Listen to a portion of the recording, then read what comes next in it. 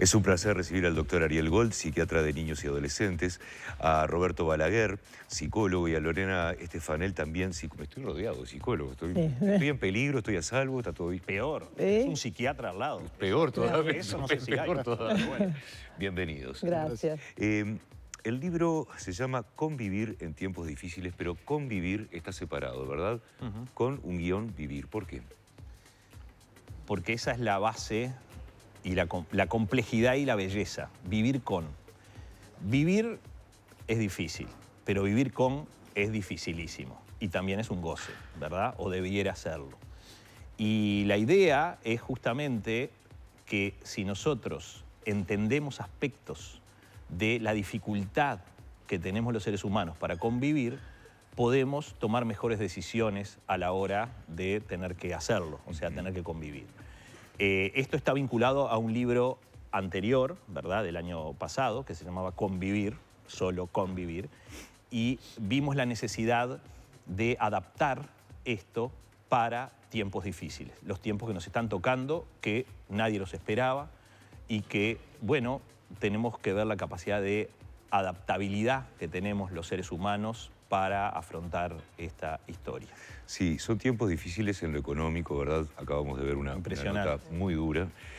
No son los únicos, muchos rubros se han visto afectados por esta situación, pero también, y aprovechando que los tengo acá, vamos a hablar de lo emocional, ¿verdad? Que fue lo más afectado.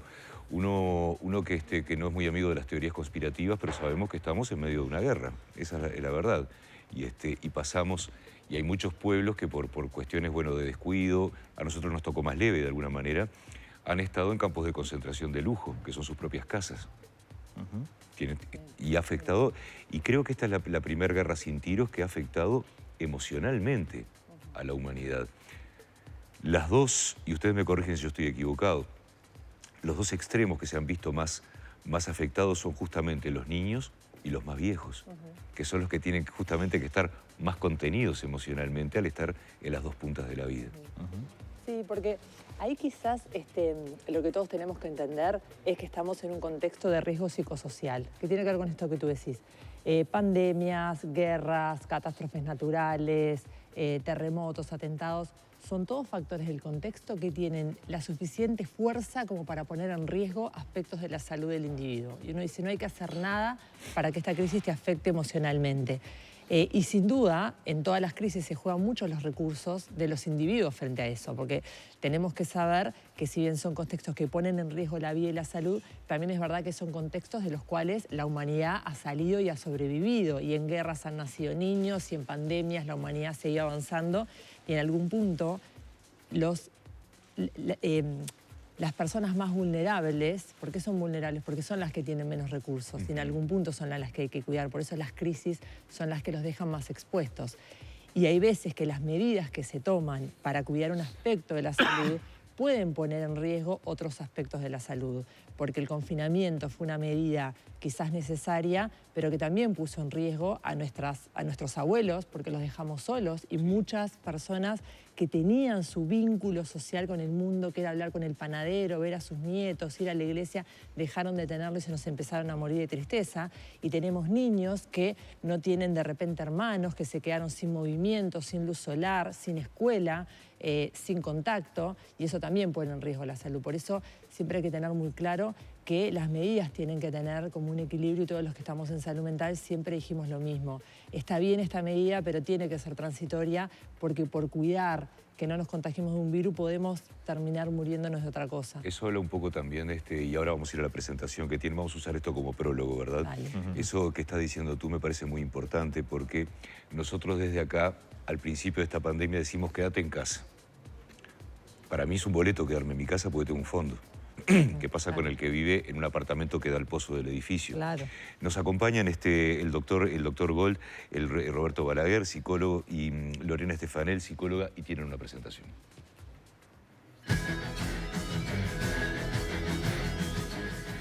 La pandemia llegó como un tsunami que arrasó con todo. Derrumbó la salud, la economía, la educación y el relacionamiento social tal como lo conocíamos. La humanidad no estaba preparada para vivir encerrada y los profesionales que se encargaban de contenernos debían a su vez ser contenidos.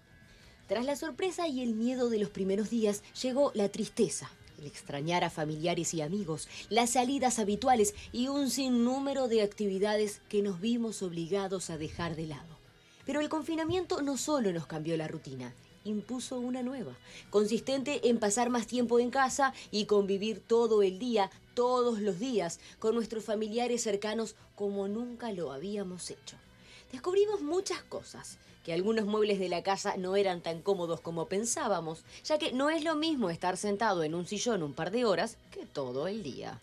También comprobamos que no conocíamos a nuestros hijos, padres y hermanos tanto como creíamos. Esto que algunos llaman la nueva normalidad, aunque no lo es, en tanto no se puede tildar de normal a lo anormal, ha sucedido muchas veces a lo largo de la historia. Lo que era normal en el siglo XIX no lo fue en el siglo XX. Pero los cambios de una supuesta normalidad a otra nunca habían sucedido tan rápido y mucho menos de forma casi obligada.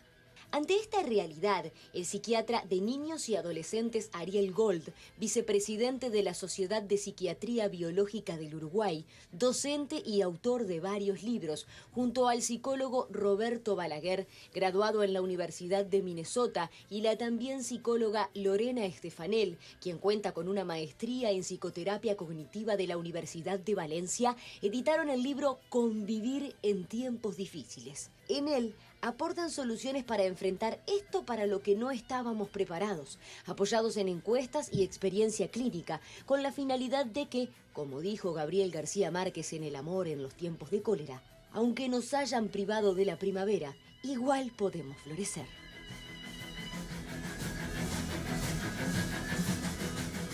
Bimbo de Pauli. Le agradecen a Bimbo de Pauli. Bimbo de Pauli. Sí. Genial. Excelente. Genial. Que además Excelente. lo admiro por otras cosas. Excelente. Crack y gran compañero. Sí. Estábamos hablando justamente del tratar de... Es muy difícil, ¿verdad?, en una sociedad tan entreverada como la que vivimos en general, ¿no? El decir, bueno, vos no podés salir, vos podés salir. Es muy difícil eso. De cualquier manera, yo creo que el Uruguay la llevó bastante más suave en ese sentido, ¿no? Sí, porque de alguna forma, al no estar obligados, ¿no? Ese es un factor que yo creo que a lo largo de la semana, de los meses, se le ha dado la trascendencia que tiene, pero digamos, del punto de vista emocional estrictamente, el hecho de que vos tengas la libertad de decidir en estas situaciones, aunque sea mínimo, ¿no? Te permite, digamos, por lo menos sentir bueno, que parte de tu anterioridad, de tu historia, de tu identidad que se continúa, está indemne. O sea, tú después entonces decidís cuándo, en qué circunstancias, cómo salir. Capaz que decidís no salir, pero lo estás decidiendo vos, te estás empoderando. Tenés eso que justamente lo más difícil a veces de la situación de confinamiento es esa pérdida de poder decidir, de tomar decisiones, de ser vos el decisor a la hora de, bueno, de quién hace qué cosa, ¿no? Entonces, es un factor que yo creo que a la larga, cuando tomemos distancia, va a tomar una fuerza quizás mayor a la que hoy le estamos dando. Y más cuando, como dicen, ¿no? Cuando te asomás por la ventana y ves en la región lo que significa desde el punto de vista emocional un confinamiento, un toque de queda, ¿no? Una imposibilidad de salir, cuando tenés un ticket para ir a salir determinado día de la semana en determinada ciudad. Realmente eso es como que es una matriz que te va haciendo, digamos, todo el relacionamiento, todo ese convivir en un contexto que es muy distinto. El nuestro, en ese sentido, creo que lo que, digamos, nosotros lo que más resaltamos es que lo que pasó en la convivencia fue a la interna, es decir, cuando cerramos la puerta de la casa y nos encontramos con aquellas personas que ya habíamos decidido convivir antes del 13 de marzo. ¿No? Es como que la pandemia te confrontó, bueno, mirá, estas son tus decisiones anteriores, ¿te gustan? ¿No te gustan? La mayoría de los chistes y memes en las primeras semanas es, qué lindo estos pibes que están acá en la casa, no sabían que eran mis hijos, ¿no? Ese tipo de cosas humoradas que demostraban cómo la cotidianidad, la normalidad anterior, quizás fuera normal, pero no necesariamente sana del punto de vista emocional. Tenemos que dejar por fuera la salud porque estamos hablando de lo emocional hoy aquí, ¿verdad? De la salud física. Y bueno, la salud física, pero lo que pasa es que lo emocional maneja todo prácticamente. Bueno, ¿no? pero por eso. Claro. No, porque como dijiste, tenemos que dejar afuera la salud. pero No. porque quería Está centrarme bien. en las especialidades de ustedes más Está que bien, nada. está bien. Sí, Y sí. pensaba un poco en qué enseñanza queda de todo esto y cuánto nos evoluciona como personas. Nosotros aquí en Uruguay, dentro de todo, la venimos llevando muy bien, y es decir, y somos administradores de nuestra propia libertad. Pero en otros lugares del mundo hay un enemigo invisible Claro. que los obliga a aislarse. Y eso es peor a la hora... ¿Qué pasa?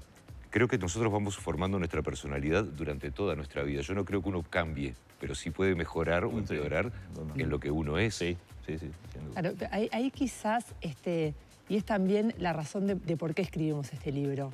Parte de que esta crisis se vive de esta manera tiene mucho que ver con las habilidades que tuvimos los uruguayos para convivir y para manejarnos con una cantidad de estresores. Y el libro de alguna manera lo que intenta es aumentar esos recursos, porque siempre estamos mirando como la parte vacía del vaso, ¿no? La parte que nos salió mal, la parte en la que no fuimos buenos, pero uno también tiene que decir, bueno, pero fuimos un país que enfrentó una pandemia y que hoy a 5 meses podemos tener una libertad responsable. Y eso tiene que ver con habilidades que lo que los tres intentamos hacer en este libro fue decir, bueno, ¿cómo podemos hacer para potenciarlas? Porque en la medida que nosotros enfrentemos la adversidad con recursos, en algún punto vamos a salir fortalecidos y vamos a salir expandidos. Hay un proverbio que a mí me encanta que dice que los tiempos fáciles crean hombres débiles, que los hombres débiles crean tiempos difíciles y los tiempos difíciles crean hombres fuertes. Y hay algo que nosotros tenemos que entender. Esto es una adversidad, pero si el ser humano la enfrenta con recursos, sale resiliente, sale expandido y sale evolucionado, que es lo que uno de alguna manera ha visto en la humanidad. ¿Por qué la humanidad evolucionó? Por todas las cosas que en algún punto fue enfrentando y transformando. ¿Quiere decir que en este libro estamos viendo también una ventana de oportunidad? Totalmente. Es que está hecho para eso. A través de dos aspectos básicos.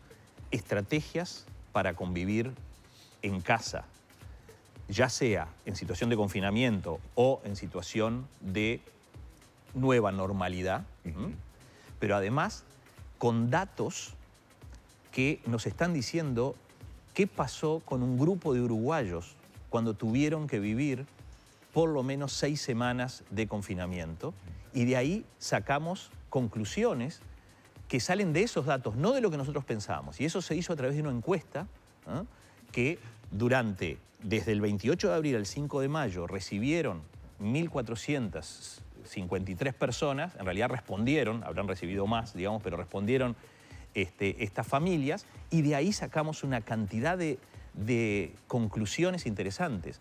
Una de ellas es que no era tan terrible esa historia. Estamos hablando de familias afortunadas, no acuciantes.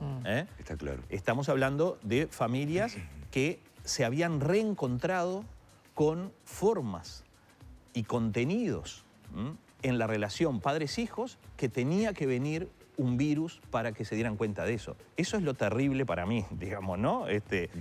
No sé si están de acuerdo. ¿Necesitamos una pandemia para descubrir esto? Bueno, entonces, hagamos que esto bueno que nos pasó y que aparece en los datos, ¿verdad? Como por ejemplo la mayor disponibilidad emocional de los padres. ¿Sabes lo que es la disponibilidad emocional? Jugué con mis hijos juegos de caja que nunca había jugado. Almorzamos juntos sin ningún aparato electrónico. Charlamos.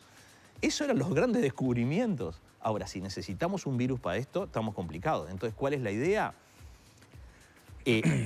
Acá aparecen estrategias para que no volvamos al 12 de marzo en la relación padres-hijos o en ciertos aspectos de la relación padres-hijos. Ese es el objetivo de este libro. A mí todo esto me lleva a hacerles una pregunta de niño. Esa pregunta que te hacen los niños. ¿Qué es la normalidad? Y bueno, es una decisión. Sí. En parte es una decisión porque, digamos, lo que dice Ariel, al 12 de marzo lo que nosotros considerábamos normal, visto con el espejo retrovisor, ¿no?, de esta situación de pandemia, descubrimos que aquellas cosas que parecían normales, no necesariamente normales, bueno, había muchas cosas que formaban parte de la normalidad, que hoy vos escucharás de familiares, de amigos, de las entrevistas. Dice mucha gente, yo no quiero volver exactamente a aquel lugar, porque era un lugar muy loco, un lugar muy agitado, un lugar de de mucha corrida, de poco tiempo, de poca disponibilidad emocional, de poco tiempo para dedicarle a los que son más importantes. Todo eso quedó develado. Entonces, ahora la nueva normalidad, lo que mucha gente está digamos, tratando de hacer, y se ven en informes permanentes, muestran la City de Londres ahora que está desierta porque la gente, ¿no? En la City de Londres, estamos hablando de un epicentro del capitalismo, ¿no? La gente está muy contenta también de no tener que hacer todo ese viaje de ida a la ciudad y vuelta, y todo el tiempo perdido, y el tiempo que han podido dedicarle a la familia, a determinadas actividades. Y eso, perdón que los interrumpa, ¿no? Sí, claro. Y siempre estamos hablando, como decías vos, Ariel, en una situación óptima. Sí, sí, sí. Porque claro, creo que tenemos que verlos a todos, ¿verdad? Claro. Esto es importante, pero está bien, yo estoy de acuerdo con eso, pero esto no nos va a llevar de pronto quizás a sociedades que, no me gusta utilizar el término más avanzadas, pero de pronto que manejan otros valores. ¿No puede llevar a un encapsulamiento familiar también que puede llegar a ser peligroso? Bueno, ahí para mí, un poco respondiendo a tu pregunta de niño, la normalidad es el cambio. Eso es lo normal, porque nosotros hablamos de nueva normalidad y uno dice permanentemente la humanidad se ha enfrentado a nuevas normalidades, quizás no tan rápidas y no tan drásticas, pero como decía Heráclitos, nunca te bañas 2 veces en el mismo río. Aunque vuelvas al mismo lugar, no se vuelve a nada en la vida. Entonces, lo que hay que manejar es el concepto de diferente. La mente es como muy perezosa y siempre tiende como a generar similitudes. Si vos te fijás, agarrás una foto tuya de hace 10 años y sos totalmente diferente, pero todos los días de tu vida, cuando te miraste al espejo, te viste exactamente igual al día anterior. Porque la mente genera eso, genera normalidades, genera paradigmas que te hacen sentir que el cambio, pero estás permanentemente cambiando. Entonces, tenemos que empezar a pensar en la lógica de lo distinto y en la lógica de lo que funciona. Tendemos siempre a pensar qué es mejor, qué es peor, qué es bueno, qué es malo. Es diferente. Y en este contexto diferente, ¿cuál es la forma de familia que funciona mejor? ¿Cuál es la forma de crianza que funciona mejor? ¿Cuál es la forma de vivir el afecto que funciona mejor con un contexto que es totalmente distinto al que de repente era antes del 12 de marzo? Que es verdad que fue rápido, pero que es mentira que vivimos en la normalidad, vivimos en el cambio y venimos preparados para adaptarnos a lo diferente. Quizás, como dice Ariel, estábamos muy cómodos, nunca nos habíamos enfrentado tan rápido a algo, pero es cuestión de arrancar. ¿Qué pasa en esta llamada nueva normalidad con la rebeldía? Cuando hablo de rebeldía, estoy diciendo que la mayoría de nosotros tomamos una actitud determinada en lo que tiene que ver con medidas sanitarias que fueron individuales, familiares y colectivas.